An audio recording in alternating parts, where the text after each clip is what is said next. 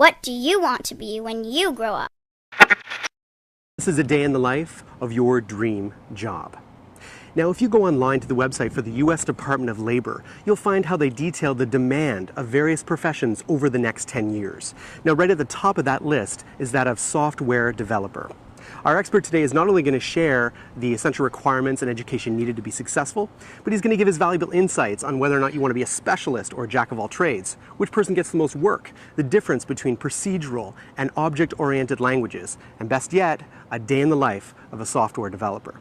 Now, I got to tell you a secret. Don't tell anybody else, but I think our expert today is like the Latin James Bond. He's got the name for it, Fernando.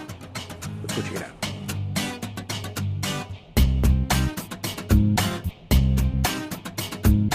And I loved it. It was so easy for me to do that I didn't even have to study, and I aced all my tests to the point that the instructor for my last midterm told me that if I was able to answer the question he was giving me at that moment, I didn't have to take the last midterm, and I did, and I aced it, and I got 100%. So that's when I realized that maybe that was the line of business for me. Be prepared to 1. Earn a degree. 80% of developers hold a bachelor's degree in computer science or computer engineering. 2. Supplement your education with ongoing certification in new and evolving trends in code languages. 3. Get experience. Find a way to become an intern, create your own side projects. Nothing can replace hands-on experience. And 4. Pound the pavement. Hard-working, skilled developers are always in demand somewhere. Keep applying and trust it will pay off. We are given a set of requirements, and then we sit down and write code. And writing code is like writing whatever, an essay, a novel. It's just that you use a specific set of words to tell the computer what to do. On a daily basis, I use other tools as well as software that allows me to write code easily, what we call text editors. It's like a basic text editor, but with other features for programmers. Obviously, you need a computer, a good one, a reliable one, and we use a lot of other tools that are based or hosted on a server, like a database. The difference between procedural languages and computer object-oriented languages is that in a procedural language, you will have to write lots of codes to describe one thing. Within an object-oriented type of language, you can write one piece of code and call it an object and access that and the characteristics of that object from anywhere in the program. So, for example, C++ and Java are object-oriented languages. Older languages like Fortran and COBOL are procedural languages. In today's world, you have to know a bit of everything. You never know where you're going to end up working as a computer programmer or software developer. As technology evolves, it's really hard to keep up with the new things that are coming up. So the best thing is to remain at work. If you're always employed, you're always going to face new challenges, and you have to adapt to those new challenges. But I guess the best way will be to keep up to date, going to seminars and taking special courses, or even going back to school to learn something new. Databases are really important because that's where we store all the data that we get from our patients.